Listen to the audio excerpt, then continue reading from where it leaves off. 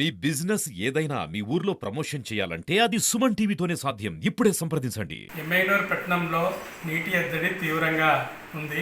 కానీ ప్రభుత్వ అధికారులు ఎక్కడ కూడా స్పందించటం లేదు. మున్సిపల్ కమిషనర్ ప్రధానంగా ఎమ్మెగనూరు మున్సిపల్ కమిషనర్ గంగిరెడ్డి గారు అసలు నీళ్ల సమస్య గురించి ఒక గందరగోళ పరిస్థితి ఉంది. ఎమ్మెగనూరులో నీళ్లు 1,25,000 జనాభా ఉంది మన ఎమ్మెగనూరు పట్టణంలో. ఎన్నికల ముందు మాత్రం నీళ్లు సక్రమంగా వదిలినారు. ఎన్నికలైన వెంటనే, పోలింగ్ అయిన వెంటనే రోజు మరిసి రోజు నీళ్లు వదులుతామని చెప్పి వదిలారు. అయితే సమాచారం ఎక్కడ కూడా ప్రజలకి సరైన సమాచారం లేదు. రోజు మరిసి రోజు నీళ్ళు వస్తాయంటే ప్రజలు అలర్ట్ అవుతారు. ఆ రకంగా కాకుండా ఎక్కడ కనీసం సచివాలయాల వాళ్ళైనా వీధుల్లోకి వెళ్ళి ప్రజలకు ఈరోజు మీ ఏరియాలో నీళ్ళు వస్తాయి, మరుసటి రోజు రావు అనే సమాచారాన్ని అందిస్తే ప్రజలు అలర్ట్ అయ్యి ఆ రకంగా స్పందిస్తారు, వాళ్ళ తాగునీటి అవసరం తీర్చుకుంటారు.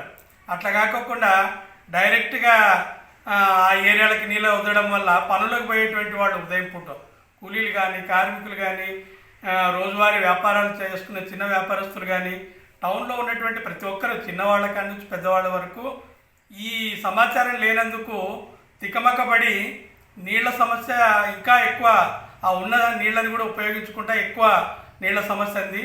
గతంలో మున్సిపల్ కమిషనర్ గారు ఎన్నికల కంటే ముందు సఫిషియెంట్ వాటర్ ఉన్నాయి, కుడికెల చెరువులో నీళ్లు ఉన్నాయి, మరి సమ్మర్ స్టోరేజ్ ట్యాంక్లో నీళ్లు ఉన్నాయి, జూన్ దాకా మన నీళ్ల సమస్య అనేటువంటిది ఎమ్మెగనూరుకు ఉండదు అని చెప్పి ఆయన పత్రికామూలకంగా మీడియాలో చెప్పారు. మరి ఎందుకు ఇప్పుడు ఈ పరిస్థితి వచ్చింది అంటే దీన్ని బట్టి ఏం తెలుస్తుంది అంటే మాకు ఎన్నికల కోసమే ఈ సమాచారాన్ని ఇచ్చారు అని చెప్పి కమిషనర్ని ఈరోజు ఎమ్మెగనూరు పట్టణ ప్రజలు అపార్థం చేసుకునేటువంటి, ఆ రకంగా ప్రజల్ని పక్కదోవ పట్టించేటువంటి పరిస్థితి ఈరోజు కమిషనర్ తీసుకొచ్చారు.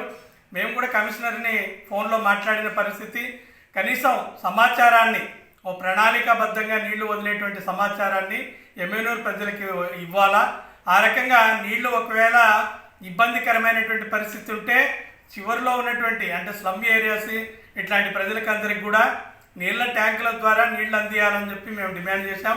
ఆ రకంగా సమ్మర్ అయిపోయే వరకు కూడా ఎమ్మెగనూరు పట్టణ ప్రజలకి దాహార్తి తీర్చాల్సిన ప్రధాన బాధ్యత ఎమ్మెగనూరు మున్సిపల్ కమిషనర్కి ఉంది. ఆయనకి మళ్ళోసారి గుర్తు చేస్తున్నాం, ఎమ్మెగనూరు ప్రజలకు నీటి సమస్య వస్తే రాబోయే కాలంలో ప్రజలందరినీ సమీకరించి పెద్ద ఎత్తున మేము ఆందోళన చేయాల్సిన అవసరం వస్తుంది. ఎందుకంటే కరెక్ట్ పోలింగ్ రోజు వరకే, పోలింగ్ రోజు మరుసటి రోజు నుంచి అంటే ఈ ప్రభుత్వాన్ని ఏమైనా అర్థం చేసుకోవాలా, అది వైసీపీ కావచ్చు, టీడీపీ కావచ్చు, ఏ ప్రభుత్వమైనా కావచ్చు, కానీ ప్రజలని తాగునీరే వాళ్ళు అడిగేది, వాళ్ళే మీ ఇతర సమస్యలు కాదు. ప్రధానమైనటువంటి తాగునీరు సమస్య పరిష్కారం చేయకపోతే ఈ ప్రభుత్వం ఏం చేస్తున్నట్లు అంటే ప్రభుత్వం ఎన్నికలు అయిపోయిన వెంటనే అధికారుల చేతులకు అప్పగించి ఆ పబ్బరంగా ఈరోజు ప్రజలకు ఇబ్బందులు పెట్టేటువంటి పరిస్థితుల్లో ఈ ప్రభుత్వాలు ఉన్నాయి. కాబట్టి మేము హెచ్చరిస్తూ ఉన్నాం ఈ ప్రభుత్వాన్ని, ప్రజలకు నీటి సమస్య అనేటువంటిది వస్తే మొత్తం యావత్ ప్రజానికాన్ని సమీకరించి మున్సిపల్ కార్యాలయాన్ని దిగ్బంధం చేస్తాం. అవసరమైతే గాజులు తినే నుంచా ఎక్కడి నుంచా నీళ్లు తెప్పించి ప్రజలకు నీళ్లు అందించాలని చెప్పి నేను డిమాండ్ చేస్తున్నాం. ఎన్నికలకు సంబంధించి 13వ తారీఖు పోలింగ్ అయిపోయింది. ప్రధాన పార్టీలు అనేటువంటి టీడీపీ కానీ, వైసీపీ కానీ, ఈ పార్టీలు రెండు కూడా బాహాబాహ్యంగా ఎన్నికల్లో పోటీ పడ్డాయి.